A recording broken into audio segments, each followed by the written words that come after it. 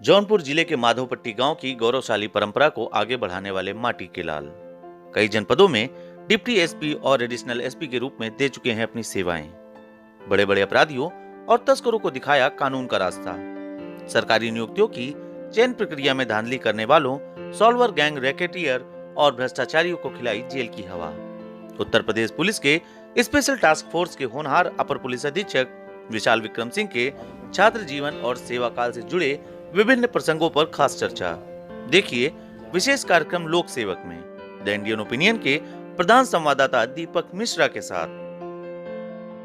नमस्कार, आप देख रहे हैं द इंडियन ओपिनियन और जैसा कि आप जानते हैं कि हमारे खास कार्यक्रम लोक सेवक में हम आपकी मुलाकात कराते हैं उन अधिकारियों से जो लोक सेवक के रूप में आपकी सेवा करते हैं, आपके लिए कार्य करते हैं, विभिन्न विभागों में अपनी सेवाएं देते हुए एक तरफ सुरक्षा के मोर्चे पर, एक तरफ विकास के मोर्चे पर और जो भी जिम्मेदारियां उनके ऊपर होती हैं उन जिम्मेदारियों का निर्वहन करते हैं। आज हमारे साथ पुलिस विभाग के चर्चित अधिकारी यूपी एसटीएफ के एडिशनल एसपी विशाल विक्रम सिंह जी हैं। विशाल जी, बहुत बहुत स्वागत है आपका द इंडियन ओपिनियन में। और विशाल जी का संक्षिप्त परिचय हम आपको बता दें कि स्टेट सर्विसेज के पुलिस अधिकारी हैं, पीपीएस से हैं और कई जनपदों में सेवाएं दे चुके हैं बतौर डिप्टी एसपी और यूपी एसटीएफ में भी आप यहां पर एडिशनल एसपी के रूप में अपनी सेवाएं दे रहे हैं काफ़ी समय से और यहां पर यूपी एसटीएफ का नेतृत्व भी कर चुके हैं। एसएसपी का चार्ज भी इनके पास रहा है यहां पर और ऑपरेशंस में आपको महारत हासिल है, कई बड़े मामलों का खुलासा भी कर चुके हैं। विशाल जी, जो आपका पारिवारिक जीवन रहा, सबसे पहले तो दर्शकों को हम बताना चाहेंगे कि किस जनपद से आप ताल्लुक़ रखते हैं और किस तरह की फैमिली में आपका जन्म हुआ, आप आगे बढ़े। जी, मैं जौनपुर का रहने वाला हूँ और जौनपुर में जो हमारा गांव है वो माधोपट्टी नाम है। एक समय इंडिया फेम का जाना माना गांव कहते हैं आईएएस फैक्ट्री। तो कई सिविल सर्वेंट्स हमारे घर से हुए और गांव से तो संख्या मुझे ध्यान नहीं है, but it's not less than 50 at least. Class 1 officers भी काफ़ी हैं। जो हमारी फैमिली है, फादर हमारे 72 के MBM थे BHU से। तब MBA नहीं होता था, MBA की डिग्री होती थी जी। और मदर हाउसवाइफ है। दोनों ही जौनपुर के ही रहने वाले। तो एक हम्बल सा ही फैमिली बैकग्राउंड था। फादर ने फिर बिज़नेस किया, हमारा कारपेट का बिज़नेस था, काफ़ी फ्लॉरिशिंग। और स्कूलिंग भी हम लोग की जो बेसिक हुई वो जौनपुर से ही हुई थी। अच्छा, जौनपुर आपने खुद ही उस पहलू की ओर रोशनी डाली कि जौनपुर और जौनपुर का गांव माधोपट्टी और लोग मीडिया के माध्यम से भी जानते हैं उस गांव के बारे में। कई स्टोरीज आ चुकी हैं उस गांव की जी। और वैसे भी व्यापक तौर पे हम देखें तो वो जो पूरा क्षेत्र है उत्तर प्रदेश का, एजुकेशन के मामले में, कंपटीशन के मामले में और व्यक्तित्व में एक जीवटता है। जो लक्ष्य निर्धारित करते हैं उसको प्राप्त करने के लिए पूरा जोर लगाते हैं, पूरे कमिटमेंट के साथ अपने लक्ष्य की ओर चलते हैं। तो मुझे लगता है कि वो जो उस गांव का एक वातावरण रहा आपके गांव का, कहीं ना कहीं उसने भी आपके मनोबल में वृद्धि की। जी बिल्कुल। जो बैकग्राउंड था, फादर हमारे स्टोरीज़ बताया करते थे कि जब बाबा लोगों के पैरों में चप्पल नहीं होती थी तब वो वहाँ से स्कूल कॉलेजेस पढ़ने जाया करते थे। खाने को कहते थे, गरीबी बहुत थी, प्रॉपर डाइट भी नहीं मिलती थी और उन कठिन परिस्थितियों से उठकर और उसमें पढ़ाई करके they became the civil servants. तो ये अपने आप में बहुत बड़ी बात थी और टचवुड हम लोग के साथ तो सब कुछ पॉजिटिव था। अच्छा फैमिली बैकग्राउंड था, अच्छी परिस्थितियाँ थी, आर्थिक रूप से भी अच्छे थे। अच्छा, पूर्वजों ने इतनी मेहनत कर दी कि आगे की पीढ़ियों के लिए कहीं ना कहीं एक मिनिमम रिसोर्सेज की कोई शॉर्टेज नहीं रही। बिल्कुल सही बात है। तो बस उनको ही इंस्पिरेशन मान के हम लोगों ने भी अपना एक गोल बनाया, एक कैरियर डिसाइड किया और ईश्वर की कृपा रही कि जहाँ जाना चाहते थे, जिस फील्ड में आना चाहते थे वहीं आए। ये एक बड़ी बात है और जो नौजवान साथी जो स्टूडेंट्स हमसे जुड़ते हैं उनके लिए ये बहुत ज़रूरी है कि इस बात पे फोकस करें कि जब रिसोर्सेज नहीं होते थे, आज इतने साधन हैं, गवर्नमेंट इतनी सुविधाएं दे रही है, तरह तरह की स्कॉलरशिप्स है और अब गरीबी का वो दौर भी बहुत कम परिवारों में बचा हुआ है। देश ने काफ़ी प्रगति की है, तो जो युवा अलग अलग बहाने से एक्सक्यूज़ेस लेते हैं, कहीं ना कहीं मेहनत से बचते हैं या अपनी विफलता के लिए वो अक्सर ऐसे बहाने तलाश लेते हैं, खुद जिम्मेदारी ओन नहीं करते हैं, हार्ड वर्क से बचते हैं, उन्हें ज़रूर आपकी बात सुननी चाहिए। क्योंकि इस ज़िंदगी में अगर आप एक डायरेक्शन सही रखते हैं तो अपने सपनों को इसी जन्म इसी जीवन में आप अपने सारे सपनों को हासिल कर सकते हैं। विशाल जी, स्टूडेंट लाइफ आपकी कहाँ से शुरू हुई और ग्रेजुएशन आपने कहाँ से किया, सिविल की तैयारी में आप कहाँ से आए? जी, ग्रेजुएशन के लिए फिर हम लोगों ने इंटरमीडिएट तो जौनपुर से ही किया था, टीडी कॉलेज, वो भी फेमस कॉलेज है। उसके बाद हम इलाहाबाद यूनिवर्सिटी आए, इलाहाबाद यूनिवर्सिटी से ही हमने ग्रेजुएशन किया।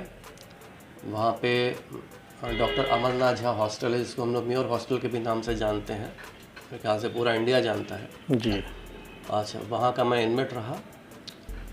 तो ग्रेजुएशन फिर पोस्ट ग्रेजुएशन हमने इलाहाबाद से ही किया और नेट क्वालिफाई किया था, लेकिन बहुत रिसर्च का ओरिएंटेशन नहीं था। फिर लॉ ज्वाइन किया और लॉ फर्स्ट ईयर ही जब तक मैं कंप्लीट कर रहा था तब तक मेरा सिलेक्शन यूपी पीपीएस के लिए हो गया। तो इन बिटवीन ही मैं लॉ क्विट करके और फिर ट्रेनिंग के लिए चला गया। इलाहाबाद की जो धरती है वो भारत की एक बहुत ही उपजाऊ धरती है, अगर हम मेधा की बात करें उस दृष्टिकोण से, और ऑक्सफोर्ड ऑफ द ईस्ट भी कहा जाता है। मुझे भी वो गौरव मिला, मैं उसके लिए गौरव शब्द का इस्तेमाल करता हूँ, इलाहाबाद विश्वविद्यालय से पढ़ने का, और वहाँ से मैंने भी ग्रेजुएशन किया था और उस जीवन को बहुत करीब से देखा जो एक प्रतियोगी छात्र का जीवन होता है, जिस तरह की तपस्या होती है हॉस्टल्स में या डेलीगेसीज़ में जो स्टूडेंट्स रहते हैं और मिनिमम रिसोर्स में हार्ड वर्क करते हुए किस तरह से वो देश में लोक सेवकों के पद पे आते हैं। तो आपके छात्र जीवन की, खास तौर पर जो प्रयागराज का, जो इलाहाबाद का जो छात्र जीवन रहा, उसकी स्मृतियों में कुछ ऐसे विषय हम चाहेंगे कि आप हमारे दर्शकों को बताएं जिन्होंने आपको सबसे ज़्यादा प्रभावित किया हो और जो हमारे नौजवानों को प्रेरित भी कर सकें। जी, जैसा आपने बिल्कुल सही बताया कि विभिन्न बैकग्राउंड से लोग आते हैं और उसमें मैक्सिमम जो है वो लोअर बैकग्राउंड के गांव के लोग होते हैं, जो स्टूडेंट्स होते हैं, चाहे वो डेलीगेसी हो चाहे हॉस्टल्स हो। कोई बहुत हाई एंड लाइफस्टाइल नहीं होती वहाँ के स्टूडेंट्स की।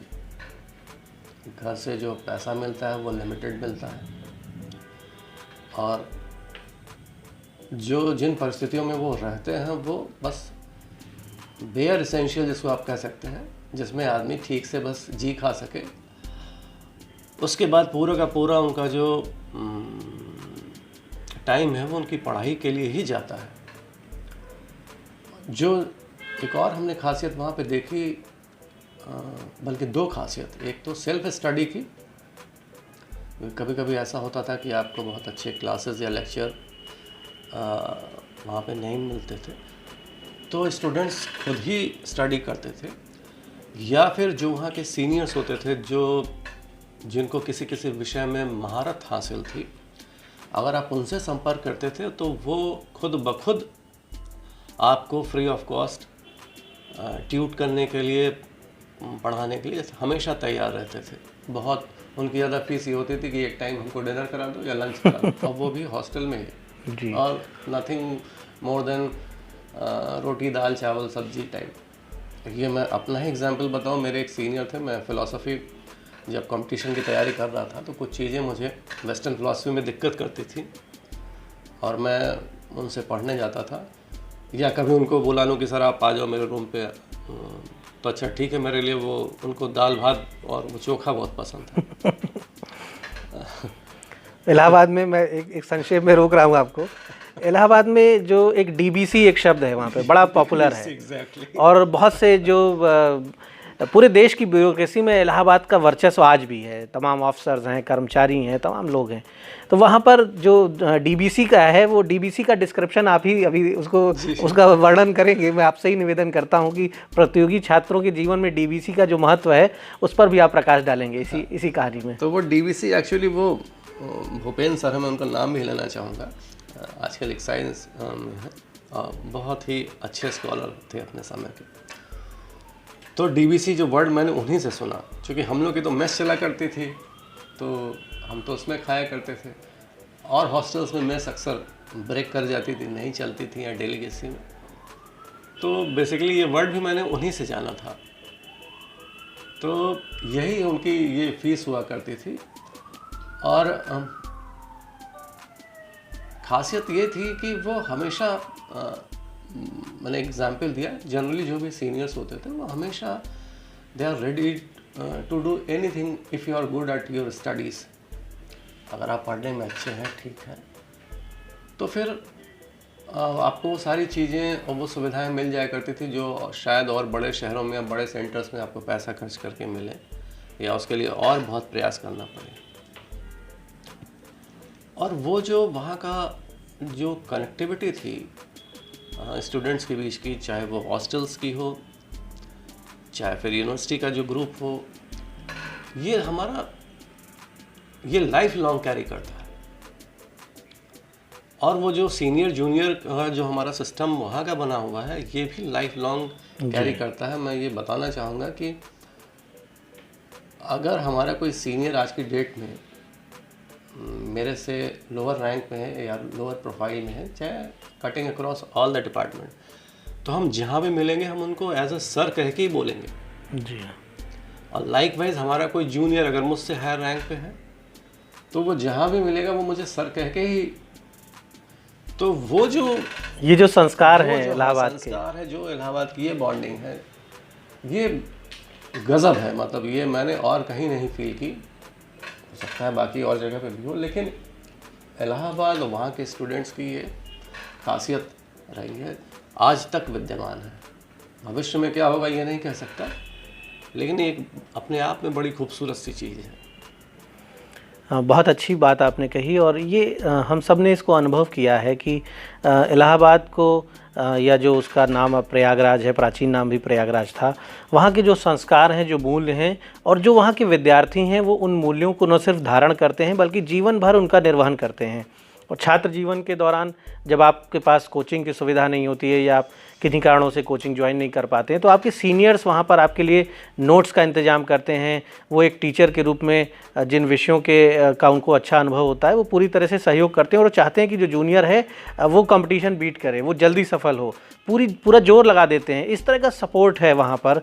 और संस्थानों में जिस तरह से हमारे पास खबरें आती हैं, कहीं रैगिंग हो रही, कहीं सीनियर जूनियर को परेशान कर रहे हैं, तो उस तरह की इलाहाबाद के बारे में एक वहाँ पर एक अजीब सा माहौल है, दोस्ती का माहौल है, प्यार का माहौल है। और कहीं ना कहीं इसी वजह से आज भी जो ग्रामीण परिवेश के लोग हैं, जो विद्यार्थी हैं उत्तर प्रदेश के एक बड़े हिस्से के और देश के भी अलग अलग हिस्सों से, अभी भी लोग इलाहाबाद विश्वविद्यालय जाते हैं पढ़ने, और वहाँ पर कहीं ना कहीं वो अपने जीवन की सफलता के रास्ते खुद तय करते हैं। विशाल जी, जब पुलिस सर्विसेज में आप आए तो पुलिस सर्विसेज में आने के बाद किस तरह का एक वातावरण, एक अलग वातावरण आपने देखा होगा, और उसे एक छात्र के नज़रिए से मैं चाहूँगा कि आप बताएं कि एक सपना होता है स्टूडेंट्स का कि पढ़ लिख के अधिकारी बने, अफसर बने। बहुत से लोग ये सपना देखते हैं, कुछ लोगों की दिशाएं बदल भी जाती हैं, सबको ईश्वर सबकी मनोकामनाएं उस तरह से नहीं पूरी करते हैं, कुछ ना कुछ बदलाव होता है। तो आपने इस सर्विसेज में आने के बाद किस तरह का वातावरण देखा और किस तरह का चेंज अपनी लाइफ में आपने फील किया? जी, ये बहुत अच्छा सवाल है दीपक जी। पहले तो मैं ये कहना चाहूँगा कि ईश्वर की ये कृपा रहे कि मैं एक बचपन में जैसे आदमी एक फील्ड चूज़ कर लेता है, तो चाहे जैसे भी मोटिवेट हो गए, मुझे पुलिस फील्ड अच्छी लगती थी, और फॉर्चुनेटली मैं पुलिस सर्विसेज में सेलेक्ट भी हुआ। तो इसके लिए मैं ईश्वर को हमेशा धन्यवाद करता हूँ। शायद किसी और जॉब में जाता या और जो मेरे टेस्ट टेम्परामेंट से मैच नहीं करती, तो हो सकता है मैं फ्रस्ट्रेट ही रहता जी। तो जैसा मैंने यही बता दिया कि जब सर्विस आपको अपने मन से मिल गई, अपने मन की मिल गई, तो फिर बहुत सारी चीज़ें वैसे ही आसान हो जाती हैं। तो और ये एक वो ये भी कह सकते हैं कि कहते हैं कि माता पिता गुरुजनों की तपस्या से ही कहते हैं एक अच्छा घर, अच्छा परिवार, अच्छी शिक्षा, अच्छे शिक्षक और अच्छी नौकरी। जी।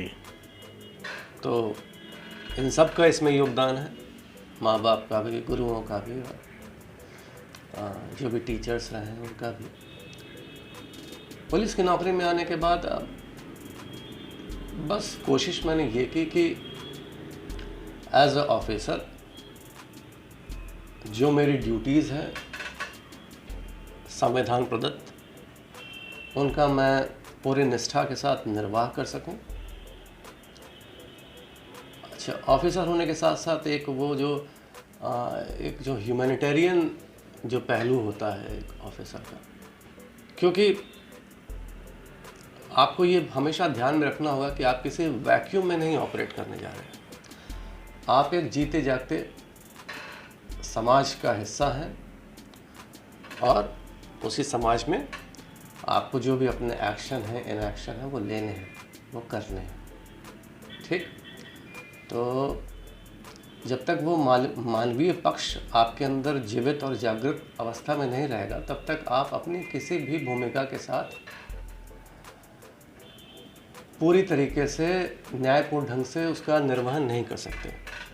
फिर चाहे वो पुलिस की नौकरी हो, चाहे वो ब्यूरोक्रेसी हो, चाहे जो भी जॉब हो या प्रोफाइल हो। तो उस मानवीय पक्ष को भी जागृत रखते हुए और जो भी in the line of duty आपको सही लगता है, एक कानूनन सही होता है, जो कानूनन सही होता है जनरली वो आपको सही लगता भी है, जो कॉन्शियस भी आपका अलाउ करता है। बहुत ज़्यादा इसमें डिफरेंस नहीं होता। उन चीज़ों को करने की कोशिश की।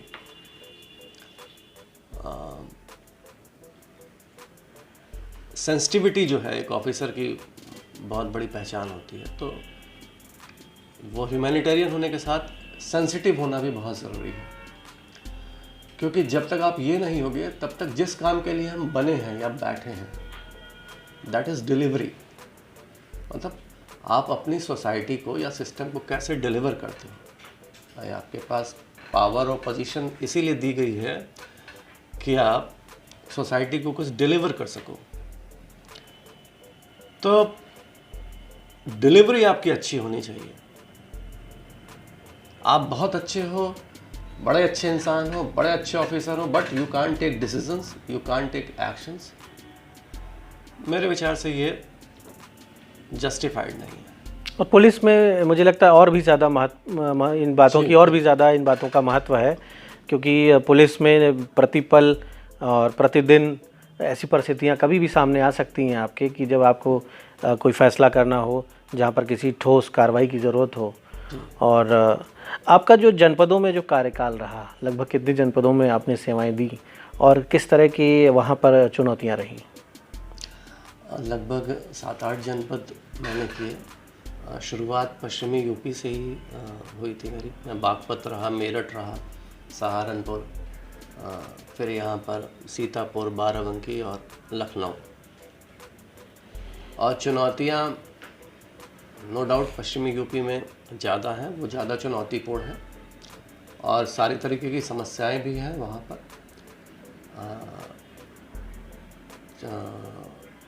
चाहे वो लॉ एंड ऑर्डर फ्रंट की हो, चाहे क्राइम की हो, चाहे स्टूडेंट्स एजिटेशन हो, बहुत कुछ वहाँ से सीखने को मिला उन पोस्टिंग्स के दौरान, जिससे आप धीरे धीरे परिपक्वता आपकी आती है।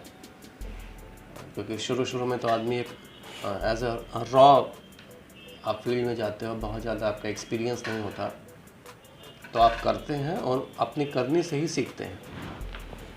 तो बहुत ही चुनौतीपूर्ण रहा वहाँ का और बहुत कुछ सीखने को मिला। बागपत में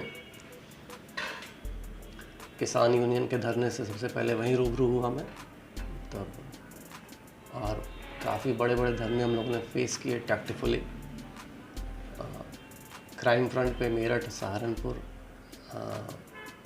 वहाँ पे काम किया, अच्छा काम किया, बहुत अच्छी टीम हम लोग की, बहुत अच्छे ऑफिसर्स रहते थे। रिस्पांस टाइम वहाँ पे बहुत अच्छा है, चाहे वो पुलिस हो चाहे एडमिनिस्ट्रेशन हो। फास्ट पुलिसिंग है, चूँकि फास्ट क्राइम है तो पुलिसिंग भी आपको फास्ट रखनी पड़ती है।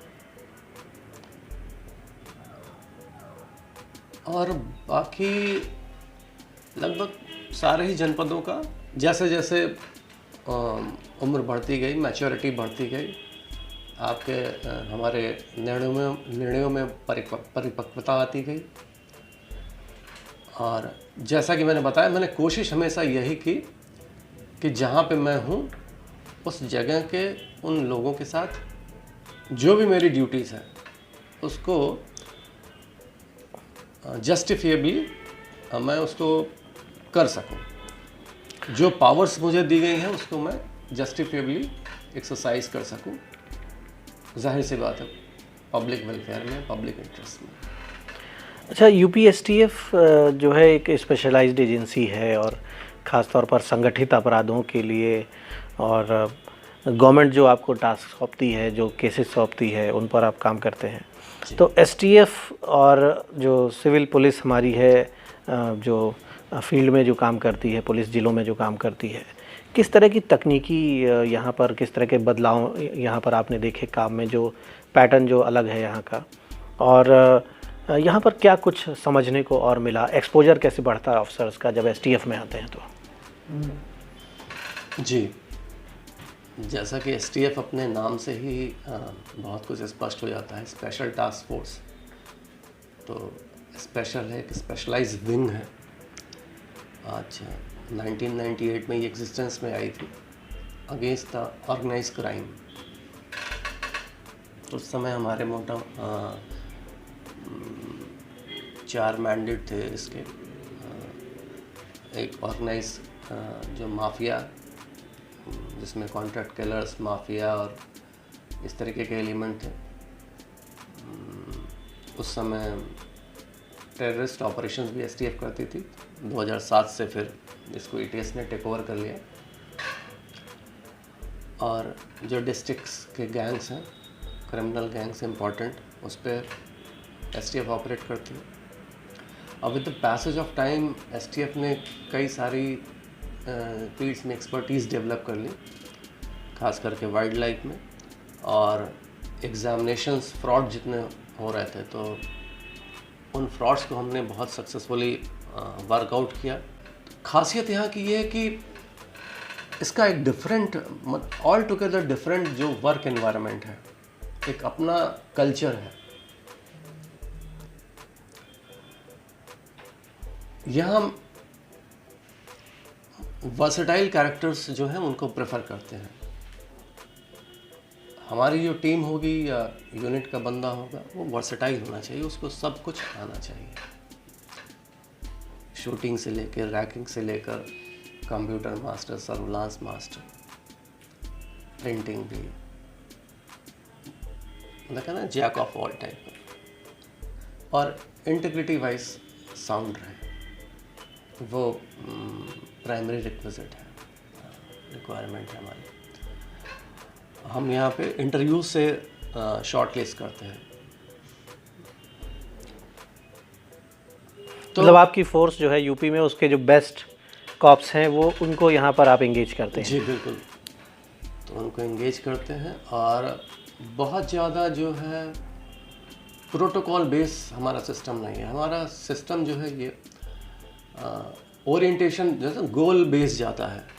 प्रैक्टिकल, स्मूथ एंड फास्ट, बिल्कुल जल्दी से जल्दी आप टारगेट ओरिएंटेड हैं। टारगेट, हमारा जो भी काम होगा वो टारगेट ओरिएंटेड होगा, बाकी सारी चीज़ें उसके हिसाब से डिसाइड होंगी। जैसी आवश्यकता है जिस केस की, उस हिसाब से थोड़ा बहुत चीज़ों में परिवर्तन आप, क्योंकि तुरंत आप चाहते हैं कि निर्णय तुरंत हो और फिर उसका रिजल्ट जो है, नतीजे भी तुरंत आपको मिले कम से कम समय में। यही रीज़न है कि जो हमारा सक्सेस रेट है, सक्सेस रेशियो है, वो बहुत अच्छा है। अच्छा, इधर एसटीएफ की बात करें या जब आप डिस्ट्रिक्ट में रहे, कुछ ऐसे केसेस जो आपको लगता होगा कि जहाँ पर सबसे बेहतर काम हुआ, वो केसेस जो याद आते हो कि एक मन को संतोष मिलता हो कि पुलिस की वर्दी धारण करने के बाद जो है ये एक बड़ा काम हुआ, जिससे एक अच्छा लगा, सुकून मिला, संतोष, वर्क सेटिस्फैक्शन मिला? ऐसे तो दीपक जी कई केसेस रहे या ऐसी कई लॉ एंड ऑर्डर सिचुएशन रही जहाँ पर कह सकते हैं कि हायर ऑफिसर्स ने हम पे ट्रस्ट किया और हम लोगों ने डिलीवर किया। जाहिर सी बात है हम जो बड़ा चैलेंजिंग रहा हो, जिसको आप अलग से, जिसको आप जो है अंडरलाइन करते हो। बहुत चैलेंजेस पहली पोस्टिंग में ही था। जैसा मैंने बताया उस समय किसान आंदोलन वो बहुत बड़ा चैलेंज था उस समय, और मेरी नई नई पोस्टिंग थी। तो वेस्टर्न यूपी अभी तो मैंने वहाँ पे लैंड ही किया था, लेकिन जो भी मुझे 3-4 महीने हुए तो उसमें मैंने अच्छी खासी जो पब्लिक की गुडविल है वो हासिल कर ली थी। और यही वजह, वो बहुत बड़ा आंदोलन था उस समय। करीब 10 से 15 हज़ार कहते हैं वो BKU के लोग वो बागपत में धरने के लिए आ रहे थे, घिराव के लिए इनफैक्ट। तो उसको बॉर्डर पे चेक करना था, चेक किया। उस समय नए नए में कुछ कुछ ऐसे काम हो गए, अब मेरे ख्याल से पता नहीं शेयर करना उचित होगा, फिल्म सी टाइप के कर गए हम उत्साह में। बाद में लगा कि नहीं करना चाहिए था, लेकिन वो उस समय मुझे जो ज़रूरी लगा उसकी वजह से वो वहीं पे हॉल्ट हुआ। हालांकि फिर वो 2 घंटे बाद मूव किए, जबकि मेरे पास बहुत उस समय प्रॉपर फोर्स भी नहीं थी। लेकिन तब भी मैंने एक रिस्क लिया था, वो किसी भी तरफ जा सकता था, बट इट पेड फाइनली। और उस रिस्क की वजह से कि जब तक मैं वेस्ट यूपी में रहा, वो BKU के लोग भी अभी तक याद रखते हैं। अगर वो कभी देखेंगे तो मुझे पहचानते भी हैं। तो जब भी मैं पोस्ट रहता था, जैसे मेरठ में वहाँ से गया तो फिर अरे अजय आ गए, आप तो यहाँ भी आ गए। CO साहब। पुलिस का काम बड़ा जटिल होता है, क्योंकि कई बार जनता को अनुशासन में रखने के लिए और उनके हित में भी अनुशासन जरूरी होता है। जो थोड़ी देर के लिए अनुशासन तोड़ते हुए नज़र आते हैं तो वहाँ पर टैक्टफुली डील करना पड़ता है। और टैक्टफुली जो वर्ड है, ये टैक्ट मतलब युक्तिपूर्वक में सारी युक्तियाँ, सारे साम दाम दंडभेद, हर तरह की विधाओं का इस्तेमाल पुलिस को भी करना पड़ता है यथार्थ रूप में। अच्छा, यहाँ STF में जब आप लोग डील करते हैं तो क्राइम का पैटर्न बिल्कुल, यहाँ पर तो ऑर्गेनाइज्ड क्राइम है और बड़े जो अपराधी हैं, चाहे वो आर्थिक अपराधी हों, चाहे वो पेपर सॉल्व वाले गैंग हों जो नौकरियों में सरकार के अपॉइंटमेंट्स में सेंध लगाते हैं, या जो माफियाज़ हैं। तो यहाँ पर जब आप काम करते हैं तो इंटर स्टेट लिंकेजेस भी होते हैं, राष्ट्रीय स्तर का नेटवर्क भी होता है अपराधियों का, कई बार अंतर्राष्ट्रीय स्तर का, इंटरनेशनल लेवल के भी गैंग होंगे यहाँ पे। तो यहाँ की कोई ऐसी, कुछ ऐसा केस, कोई ऐसी स्मृति ऐसी जहाँ पर बहुत हार्डवर्क हुआ हो और अच्छे रिजल्ट निकल के आए हों, और जो लगता है कि एक लाइफ टाइम जैसा एक आपके अभी तक के कैरियर का एक महत्वपूर्ण रहा हो यहाँ पर भी? जैसे कि आपने बताया भी, ये यहाँ केसेस तो हम लोग जो भी केसेस करते हैं वो अपने आप में सभी जटिल केस ही आपको देती है सरकार यहाँ पे। जी कॉम्प्लेक्स नेचर के ही केसेस आते हैं। अब जो मुझे ध्यान है कि जैसे इंक्वायरीज की बात करें तो एक UPPCL की इंक्वायरी 2018 में की थी। तब कई सौ स्टूडेंट्स माननीय CM साहब के पास गए। तब ये भी नहीं पता था कि बेसिकली उसमें कोई रिगिंग या फ्रॉड हुआ भी है कि नहीं हुआ है। बस उनका ये अजम्पशन था कि नहीं साहब इसमें फ्रॉड हुआ है। तो वो केस यहाँ STF को हैंडल किया गया, मतलब सुपुर्द किया गया, और यहाँ पे मैंने हेड किया। बाकायदा उसकी एक कमेटी बनाई गई 4-5 ऑफिसर्स की, जिसको मैं ही हेड कर रहा था। और न केवल हम लोगों ने उसमें फ्रॉड इस्टेब्लिश किया, फिर उनको जो भी उसमें कल्प्रिट्स थे उनको अरेस्ट किया, उनको जेल भेजा। And those who were responsible, चाहे जो वो एजेंसी हो जिसने वो ऑनलाइन एग्ज़ाम किया था, और जो थे, फिर एक कॉम्प्रिहेंसिव रिपोर्ट बनाकर फिर हमने गवर्नमेंट को भेजी। ये एक अपने आप में हमारे लिए खास करके एक अपने आप में एक नॉवेल एक्सपीरियंस था। कभी इस तरीके की एग्जॉस्टिव इंक्वायरी नहीं की थी और वो अप्रिशिएट भी की गई। बहुत ही अच्छे तरीके से हम और हमारे साथ में जो टीम लगी थी उन्होंने एक एक पहलू पे वर्कआउट करके, और ऐसे एक दो वर्क हम लोगों ने और किए जिसकी वो वजह है कि हमको ऐसे कंसल्टेटिव बॉडी भी बनाया गया। जो भी एग्ज़ाम्स हुए, फिर एक यूपीपीएससी में भी एक वो जो फ्रॉड हुआ था, फिर वो भी एसटीएफ ने ही वर्कआउट किया था। वो बाहर से एक इनपुट आया था, उसमें प्रेस के इन्वॉल्वमेंट थी। तो 3-4 काम जो ये हम लोगों ने किए थे वो अपने आप में, आधार कार्ड फ्रॉड यहाँ पर साइबर टीम ने किया था, वो अपने आप में बड़ा एक अच्छा काम था।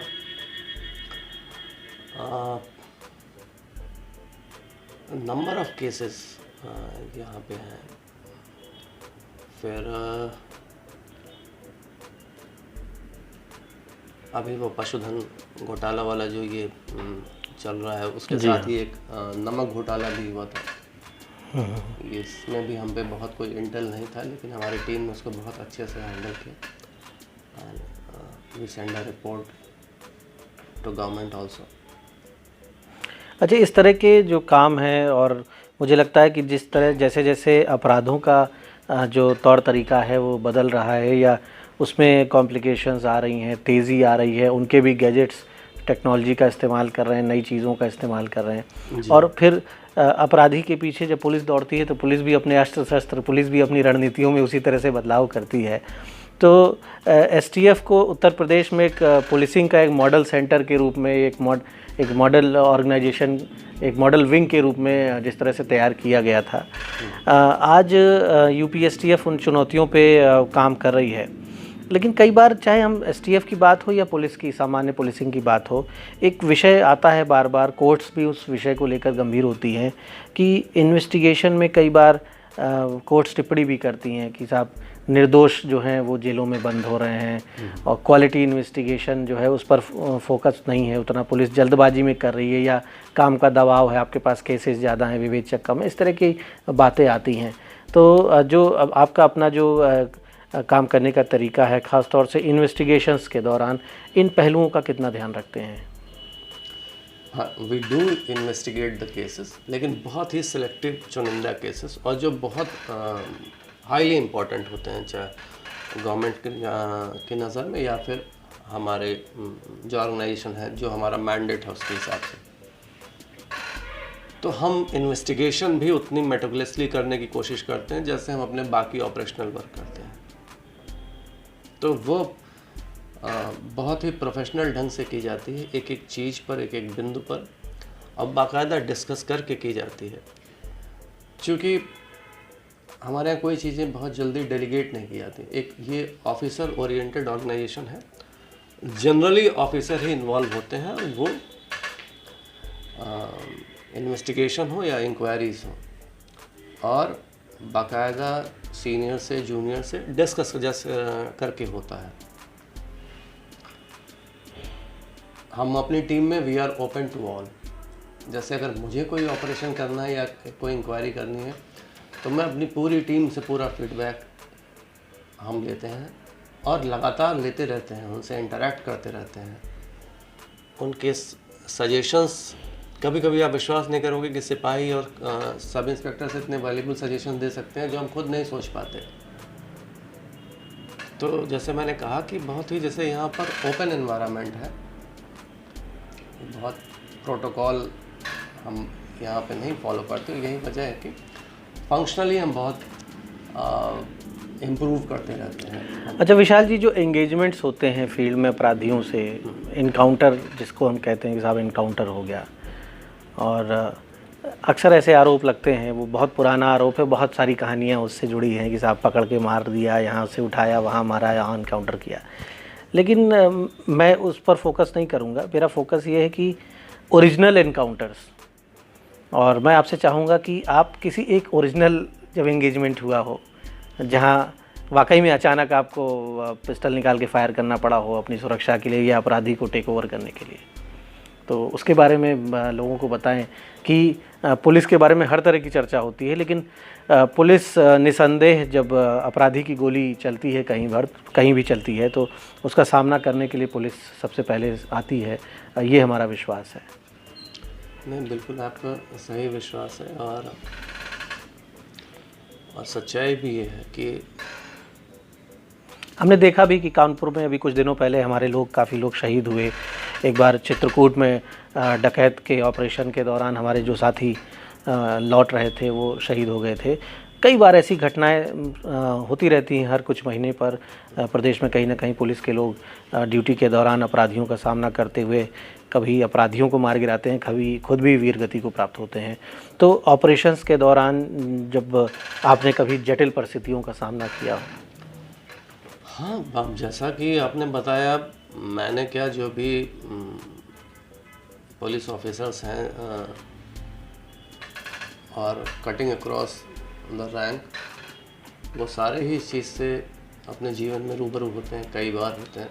हमारा जो जॉब का नेचर है वो ऐसा ही है और इसके लिए हमको बाकायदा इसीलिए ट्रेनिंग दी जाती है, प्रशिक्षित किया जाता है और during the course of job भी हमको बीच बीच में ब्रेक में ट्रेनिंग कराई जाती हैं कि इसीलिए कि हम हमेशा तैयार रहें।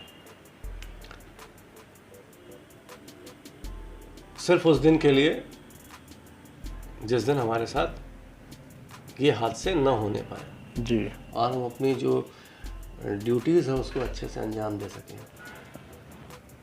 तो कई बार ऐसा हुआ है दीपक जी। कोई एक वाकया आप थोड़ा सा उसको विजुलाइज करें कि किस तरह का मैं चाहूँगा कि लॉ एंड ऑर्डर में तो एक दो बार ज़्यादा तो नहीं ऐसा हुआ कि जिसको कहते हैं डराने के लिए, धमकाने के लिए फायर ओपन करने पड़े हैं, वो भी हवाई फायर थे। मतलब उतनी जटिल परिस्थिति जैसा जो अक्सर हम लोग देखते हैं या पेपर में पढ़ते हैं और जो होती भी है, वो मतलब टचवुड वो उतनी हमने फेस नहीं की कि आप ये कह सकते हो कि या हमारी प्रेजेंस में ऐसा हुआ नहीं कुछ। तो औरों के साथ क्या हुआ वो मैं बता पाने में बहुत सक्षम बिल्कुल नहीं बिल्कुल। लेकिन लॉ एंड ऑर्डर जो भी सिचुएशन होती थी या क्राइम फ्रंट पे हम लोग हमेशा बहुत प्रिपेयर रहते थे, क्योंकि मैं अपनी पोस्टिंग में मुझे ध्यान है कि मैं कुछ चीज़ों को लेके बहुत ही पर्टिकुलर रहता था, चाहे वो फोर्स का डिसिप्लिन हो, चाहे वो टर्न आउट है, चाहे उनकी रेडीनेस हो, ऑपरेशनल अलर्टनेस हो, मैं इस पर बहुत ध्यान देता था। और शायद ये रीज़न है कि कभी भी हम लोग के उसमें इस तरह की कोई हादसा या दुर्घटना, हाँ, यदि आप सतर्क रहते हैं तो परिस्थितियों पर आपका नियंत्रण रहता है, और जहाँ आप सतर्क नहीं रहते हैं वहाँ कई बार परिस्थितियाँ नियंत्रण से बाहर होती हैं और फिर रिस्क का जो दायरा है, खतरे जो हैं वो बढ़ते हैं। आपको सतर्क भी रहना है, आपको अलर्ट भी रहना है और आपको अंदर से मजबूत भी रहना है और आपको सच के साथ रहना है। इतनी चीज़ें अगर आपके साथ हैं तो फिर मेरा विश्वास है आपके साथ कुछ भी गलत नहीं हो सकता है। ये बहुत बड़ी बात है, न सिर्फ पुलिस के लिए बल्कि आम लोगों के लिए भी, कि आपको सतर्क भी रहना है, आपको सच के साथ रहना है। अगर आप सच के साथ रहते हैं तो आपका मनोबल ऊंचा रहता है, आप नैतिक रूप से सुरक्षित रहते हैं, आपको समर्थन होता है समाज के अच्छे लोगों का, और आप सतर्क रहते हैं तो षड्यंत्रों से या अचानक जो विपरीत परिस्थितियां आती हैं उनसे आप अपनी रक्षा करते हैं। तो विशाल विक्रम सिंह उत्तर प्रदेश के एक नौजवान अधिकारी हैं और अब आप एडिशनल एसपी हैं। जल्द ही आप आईपीएस संवर्ग में भी आप जाएंगे।